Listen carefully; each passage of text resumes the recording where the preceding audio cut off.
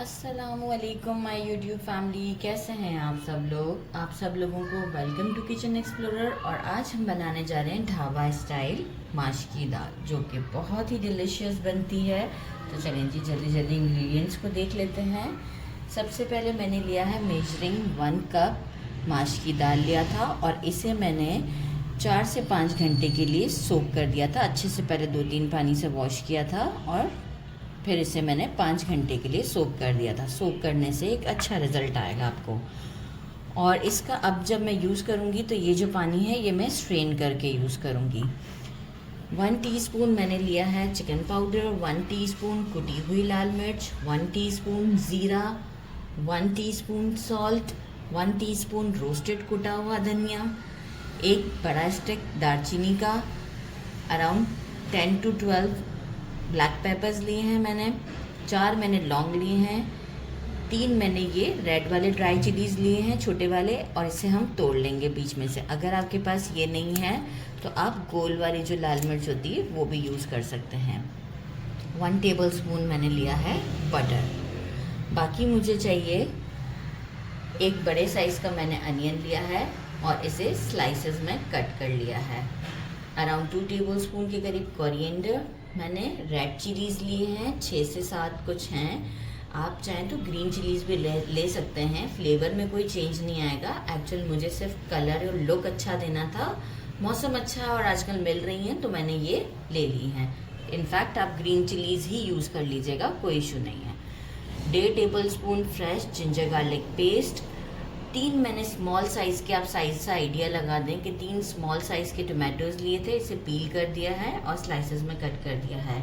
Measuring 1 cup के करीब मुझे गर्म पानी चाहिए होगा सबसे एंड में। डिपेंड करता है कि 1 कप यूज़ होता है या उससे कम, वो हम डाल के भूनने के बाद डिसाइड करते हैं। तो बस चलते हैं स्टोव की तरफ। अच्छा, ये चीज़ हम जो है वो घी में बनाएंगे। ये ढाबा स्टाइल जो दाल है, तो मैंने मेजरिंग 1/2 कप से थोड़ा सा ज़्यादा, 2 टेबलस्पून के करीब ज़्यादा घी लिया है। हमारा गरम हो चुका है, इसमें हम अनियंस को ऐड करते हैं। फ्लेम को हम मीडियम ही रखेंगे, बिल्कुल एंड में जाके हमें स्लो करना है जब हमारा सारा प्रोसेस एंड हो चुका हुआ होगा। उस वक्त मैं आपको बताऊंगी, बाकी सारा काम हमारा मीडियम फ्लेम पर होगा। प्याज को हम गोल्डन ब्राउन करते हैं, फिर आपको बताते हैं क्या करना है। हमारा गोल्डन हो चुका है, लहसुन अदरक का पेस्ट डाल देते हैं और 1 से 1.5 मिनट तक हम इसे चला लेंगे ताकि लहसुन अदरक का कच्चापन खत्म हो जाए। टमाटोज ऐड करेंगे और टमाटोज को सॉफ्ट होने के लिए हम सॉल्ट ऐड कर देंगे ताकि टमाटोज हमारे जल्दी से सॉफ्ट हो जाएं।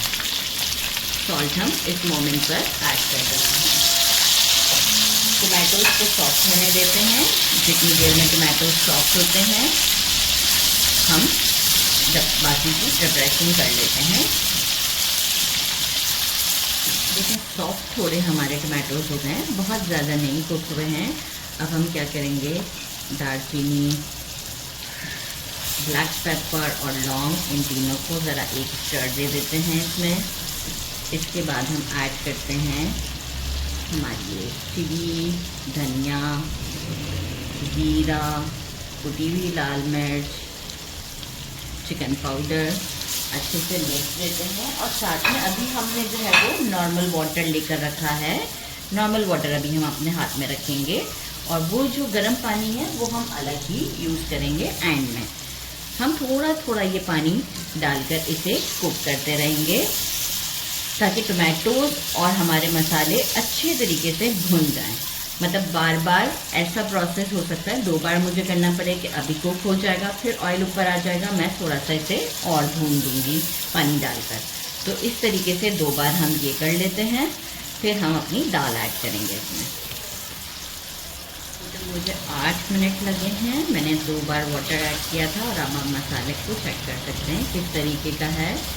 अब हम इसमें दाल को ऐड करते हैं और यहाँ हमारा इम्पॉर्टेंट काम स्टार्ट होता है कि हम दाल को जो है वो पूरे 10 मिनट तक मीडियम फ्लेम पर इसमें भूनेंगे।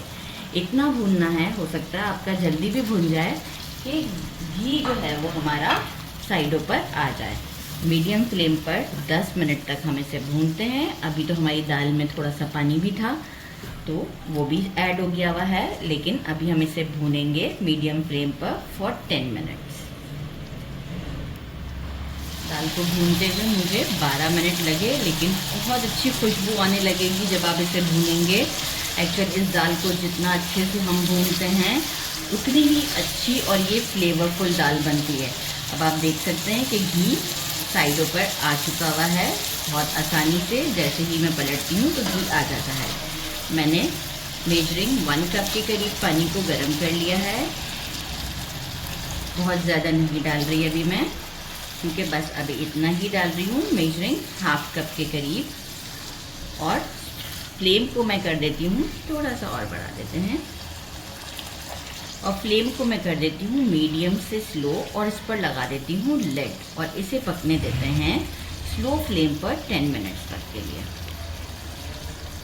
दाल हमारी चेक कर लिया है, अच्छे से गल चुकी है, पूरी सॉफ्ट हो गई है, कोई प्रॉब्लम नहीं है। अभी फिर भी मॉइस्चर बाकी है, और अगर हल्की सी कसर भी हुई तो अब हम क्या करते हैं, ग्रीन चिलीज़, कोरिएंडर हाथ से डाल देते हैं। अच्छा, ग्रीन चिलीज़ और रेड चिलीज़ जो थी वो फिर मैंने डिवाइड ही कर दी थोड़ा थोड़ा करके, कि दोनों ही ऐड कर देते हैं। जूलियन जिंजर कटिंग जो कि मैं बताना भूल गई थी, तो मैंने अभी कर लिया। और इसे हम अगेन इसी फ्लेम के ऊपर 5 to 6 मिनट और हम ढक कर रखते हैं। बटर हम डिश आउट के टाइम इसमें ऐड करेंगे। 5 to 6 मिनट और देते हैं इसे स्लो फ्लेम पर। मैंने इसे एक बार चला दिया है और अब ये बिल्कुल कुक है। ये जो थोड़ा सा मॉइस्चर नज़र आ रहा है, ये अभी थोड़ी देर में जब हम इसे डिश आउट करेंगे, इतनी देर में ही ये एब्जॉर्बेंट पे चला जाएगा। तो इस मोमेंट पर हम करते हैं स्टोव को बंद और इसे करते हैं डिश आउट।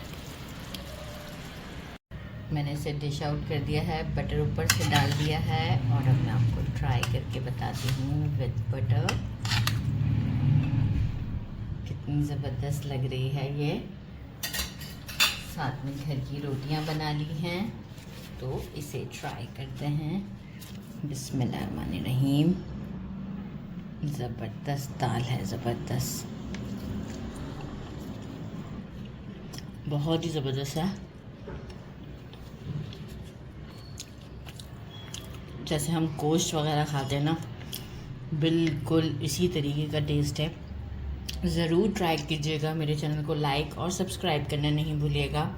अपना ख्याल रखिएगा। अल्लाह हाफ़िज़।